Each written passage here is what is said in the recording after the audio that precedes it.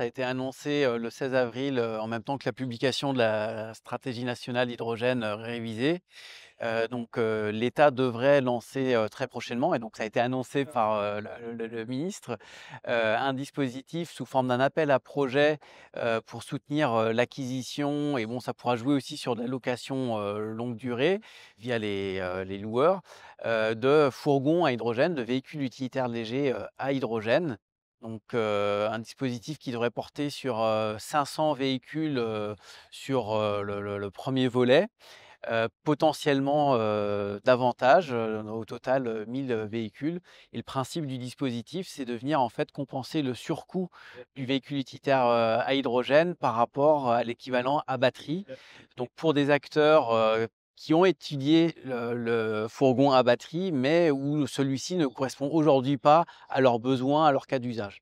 Mais où, ils ont identifié que l'hydrogène, s'il était au même prix, serait vraiment, pertinent pour eux.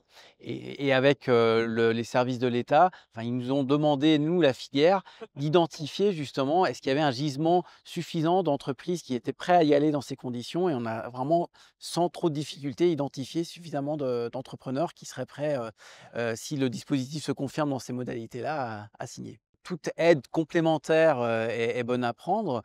On sait qu'il y a, par rapport à ce premier volume annoncé par l'État de 500 véhicules, il risque même d'y avoir, quelques déçus. Donc le fait que les collectivités, comme ici en région Centre-Val de Loire, viennent abonder ce type de dispositif, forcément, c'est une bonne nouvelle. L'une des conditions indispensables, il faut qu'il y ait une offre de véhicules, il faut que la molécule hydrogène, donc hydrogène, renouvelable bas carbone, soit disponible et à un prix, compétitif et il faut le maillage, d'avitaillement, de distribution il y a des obligations, au niveau européen qui vont pas tout à fait suffire, mais donc déjà d'atteindre ce maillage prévu par l'Europe à horizon 2030. En fait, ce projet de la communauté de communes Touraine-Vallée de l'Indre, ben, s'inscrit pleinement dedans. Alors pas encore tout à fait en termes de capacité de distribution journalière, vu qu'à terme, l'Europe demande à ce que les stations qui sont situées le long d'autoroutes soient d'1 tonne jour.